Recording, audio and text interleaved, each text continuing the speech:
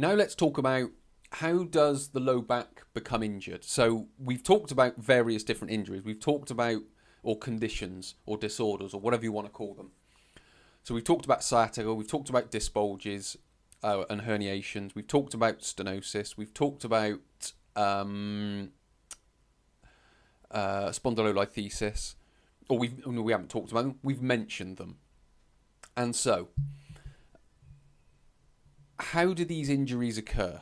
Well, there can be genetic factors, so they will be in the mix as well. So we've got to have an understanding of those. They could be from one traumatic injury, so one event.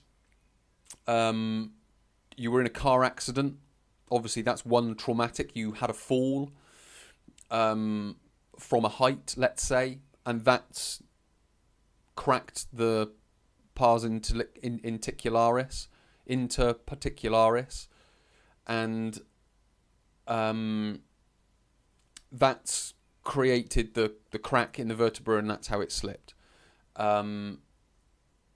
You've landed from a fall that's created the disc bulge, whatever it may be. But as a general rule, those are very few and far between. So what we tend to find is that injuries are a build-up. So injuries or low back injuries, well, not even low back injuries, you can look into other injuries as well. Shoulder impingement, Achilles tendon ruptures. They are generally a straw that broke the camel's back that are built up using moderate load, and you don't really notice the process happening. So a lot of people that do lift weights poorly with flexed spines, they could have a genetic factor that makes them less predisposed to back injuries. So there could be a part of their makeup and the reason why they think that lower back pain isn't a problem and you should move your spine. So that could be a part of it. There's also the build-up of poor movement, so lots of sitting, poor lifting mechanics, if you are bent over a lot, if you are sat down a lot. So all of these different movement habits can cause a problem. And what they do is when you start reading enough information around lower back pain, what you start seeing is particular words. Things like micro trauma, micro injuries, stress fractures. So all these types of injuries are small injuries that you don't notice that are happening. Now, if you don't recover them properly, or you don't allow them to recover properly, they will accumulate. And as they accumulate, they will eventually cause a problem. Now, the problem is generally manifested when you're doing something really innocuous, reaching across a table, going down to tie your shoelaces up, picking a pen up off the floor, and then you think it was that. I've even heard a sneeze can do it. And what a lot of people think, so the people that it's happened to and the professionals that are treating them, they think it was that one moment that caused the problem. Whereas it was a build-up of, let's just say, poor movement habits or small movement errors, whatever you want to call it.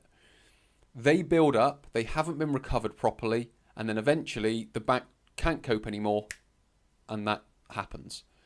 The same is said in Achilles tendon ruptures. The same is also said in shoulder impingement as well. It's an accumulation of small movement errors, and they build up, and eventually it pops, and you've got yourself an injury, which was actually, it's more of a condition of your environment or your movement or whatever.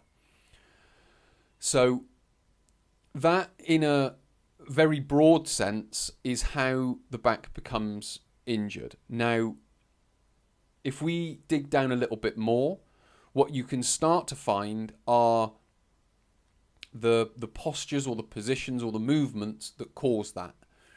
So spine flexion will play its part. Spinal extension will play its part.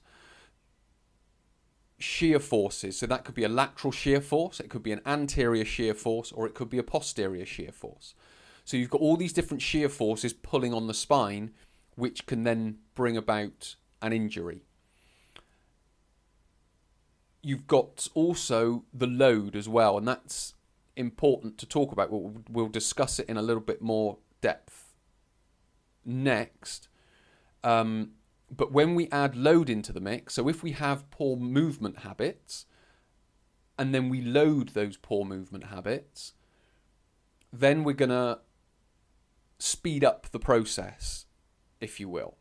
So it only the injury doesn't necessarily become worse, it just happens to you quicker.